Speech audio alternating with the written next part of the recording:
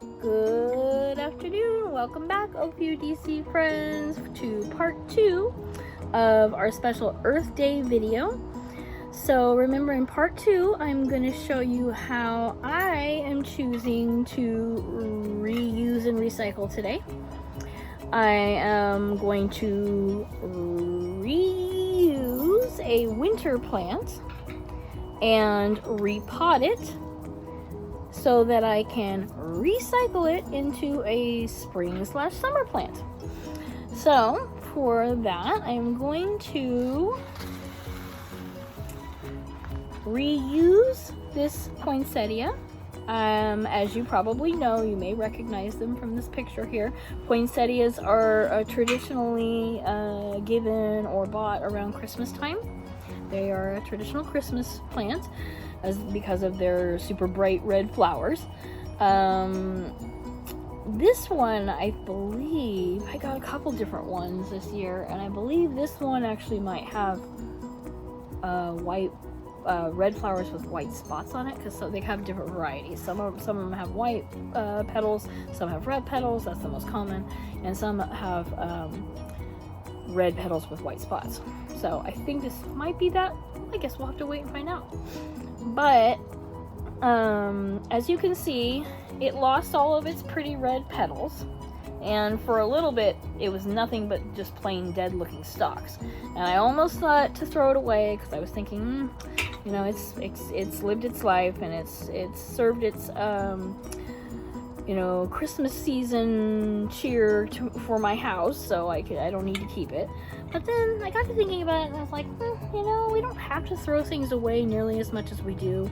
We could reuse them. So let's just wait and see, because sometimes whenever I think a plant is on its very last legs and it's just not gonna make it, they surprise me. Sometimes they do. So I kept on watering it. I kept it in my house. I kept it in some bright but indirect sunlight, because that's what they like. And in fact, after some time, as you can see, it began to sprout little leaves this spring. They started coming back again. So because it's doing that, I'm not going to give up on it. What I'm going to do is I'm going to pull that out, because we don't need that right now. I'm going to repot it. So when you repot something, it is usually best, I'm going to tell you this caveat right here, it's usually best to repot it in a larger pot than what it's currently in, so that it has more room to grow, so that the roots have more room to expand and create a base. However, at this moment, I do not have a better pot, smaller pot, or I mean a bigger pot, I should say. I don't really have the best selection at this moment, and because we are being encouraged to limit our shopping to only essential shopping right now, I'm not going to go out just to buy a new pot. So I am just going to have to hope that this plant does okay and doesn't mind being confined to a pot of comparable size. But I am going to add a little more soil to the bottom, because it doesn't have a lot of soil at the bottom. So I'm going to show you my soil. If you are planting in a pot, you need to make sure that you get potting mix as opposed to garden soil. There's a difference. So make sure, whatever brand you get. I personally like Miracle Grow. That's just me. I know a lot of people swear by it, but other people swear against it. I like it. I know it does have chemicals in it, but I do find the moisture control in particular helps me. I tend to overwater my plants rather than underwatering them, so that kind of helps me out. And also, they do have extra fertilizer, which tends to make the blooms really blossom, so it's like that. But whatever soil you get, just make sure that you're finding soil, if you're going to put it in a pot, that specifically says potting soil. You don't want the garden soil. That's not the same type of soil for containers. And you'll need a spade. This is pretty hilarious. I'm going to show you guys this. This is my spade at the moment. As you can see, I need a new one. I am gonna get a metal one next time. This one is a fiber comp, whatever that means. I don't know. some type of resin, plastic resin material. And as you can see, it didn't fare too well against my weeds. I was weeding in my backyard recently, and I had some very, very tall, very strong, thick-stalked weeds, I'll admit. But, wow, I did not expect them to be that strong. They literally broke my spade. So, I'm gonna have to get a new one, but for now it'll have to do. It can still do its job. And if you don't even have a spade, please don't feel the necessity to go out and buy one just for this. Certainly not right now. Just use a large spoon. That'll work just fine. Just be sure you wash it well before you use it for anything else, of course. So I'm adding about enough soil to fill this container, which this is my container, using a clay pot. It's old, you can see that, but I kind of like the weathered look sometimes. It's an old terracotta pot. And I'm adding about enough soil to fill it half full. And then I'm gonna reach in. You can use your hands or you can use the spade. I personally prefer to use my hands. I know a lot of people don't like to get their hands really dirty. I don't mind it at all. It's just dirt, you know, it washes. And sometimes that can be a part of the true pleasure of gardening, is really feeling your hands get in the soil. So now that I've got my soil in there, I'm kind of pushing it to the sides so that I can make it like a little deeper, like a deeper depression in the soil that I have put in there, so there's room for my plant. Now, when you pull it over, be very careful. Support your plant at the stalks carefully. I like to do like this and hold it so you're supporting the entire plant so that it doesn't lose all of its roots and material, the soil that it already has. And then quickly put it down in the new pot. As you can see, that's a snug fit. That is not the ideal size pot for this plant. Like I said, ideally I should be putting it in a larger pot, as repotting in a slightly larger pot is best for plants because they're close in development. However, right now I don't have a larger pot for it, and I'm not going to go out and buy one when we're supposed to be limiting our shopping to essential business only. So it'll just have to make do. Hopefully it'll be all right. Plants in my household tend to have to be hardy anyway, as I don't exactly have a green thumb. As much as I love plants, I don't always do the best taking care of them. I don't know.